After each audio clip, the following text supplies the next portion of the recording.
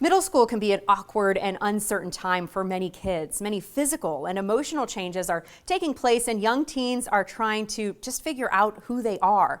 They are not young children, but not yet adults. Jolie Yeazer, now a freshman in high school, remembers how challenging it was. Middle school years was very tough. A lot of bullying, a lot of misunderstood things that were going on with myself and other people. But although overall, middle school was not a good time. Jenny, Jolie's mom, noticed that her normally outgoing, creative, and active daughter was struggling. The middle school years just were not very kind, and she started to kind of withdraw and self-isolate, I was noticing. Bullying and other issues were starting to take a toll on Jolie, and she wore her heart on her sleeve. And then came the worst day. I saw someone that I had feelings for, and they were with someone else, and I was really emotional.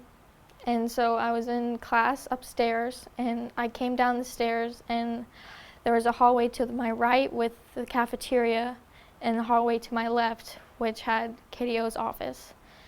And I chose to go to my left instead of going to my right, because if I went to my right, I would have done something really bad. I got a call from the Youth First social worker, Katie Alejandro at Tompkins, and we had a very in-depth conversation. Between the two of us, we intercepted a suicide plan. Jolie had been contemplating suicide since September. This was March. She had been contemplating suicide since earlier in the school year in September. Youth First social worker Katie Alejandro was a lifeline for Jolie. She gave her the support and coping skills needed to get through those dark days. By taking the hallway to the left, Jolie immediately found she could comfortably open up to Katie to get the help she so desperately needed. What she did to make me comfortable, she has a couch in her office, so you can go down there anytime and sit down. And all she does is just listen, and that's what kids really need, is to be heard. What happens there is she just stops what she's doing at all costs. She just stops.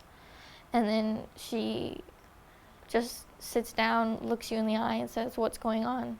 And that's when you just open up, and that's when everything comes out.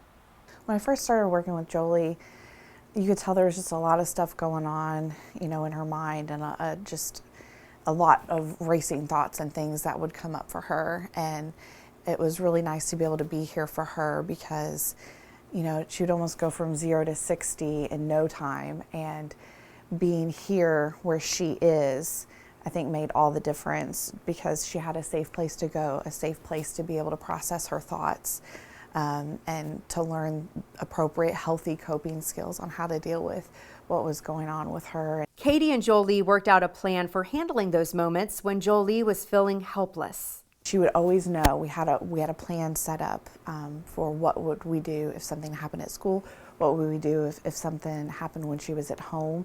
So she knew step one what to do right away. And I think that was the most important, because it kind of put a stop in what was going on in her mind, slowed things down for her, and then working on specific skills based on what was going on with her, and just preparing things before a crisis would come up. It helped us so much that I wouldn't be here today.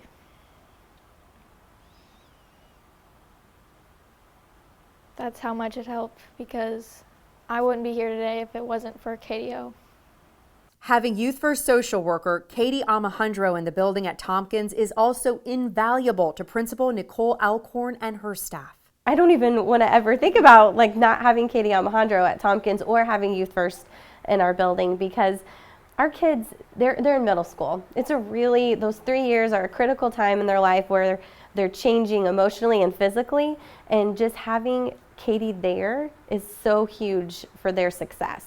I would definitely say without Youth First, we would not be able to reach the lives of the kids at the level that we are. We'd be putting Band-Aids on our children's, issues, and really Miss O, that's what we call her, Miss Alejandro, but we call her Miss O. She is vested in that kid's life and is going and doing intensive work to really help that child, and then also follows up with the kids when they go to high school. For Katie, the rewards of being a YF social worker and knowing she is impacting the lives of students can be great. Working at Youth First and knowing that the things that we do day to day, how they affect the students, really keeps me going, because of course there are going to be really good days and bad days. One thing that happened the other day is I had a student who I've been talking to who her attendance has been down, so we've talked about how can we improve that, and obviously working with the family. And she asked if she could see me, and I asked her, what's going on? I'm thinking there's this crisis or something, because she was so, serious about wanting to see me. And she said, I just wanted to share with you that I got 100% on these 2 assignments, and I'm really working hard to raise my grades.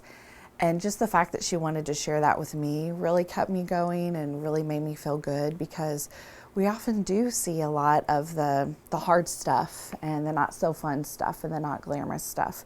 So it really boosts me up whenever students want to share their successes. It means a lot to me. As for Jolie and Katie O, her Youth First social worker, the bond they formed has not been broken just because Jolie's moved on to high school. They keep up with each other's lives. I know that she's expecting, and that's really exciting for her. And I'm just really happy for her and happy to be alive, really, because of her. Because of the generous hearts of supporters and donors like you, Youth First social workers are right down the hall in many of our area schools. First responders protecting and healing the hearts of children. But there are many more students that still need access. And Jenny Yeaser knows firsthand how important it is to address the social and emotional needs of kids. It's so vitally important. I feel like there is no stone that should be unturned, no dollar that should be saved for us not to have these Youth First social workers in the schools. It's just so important.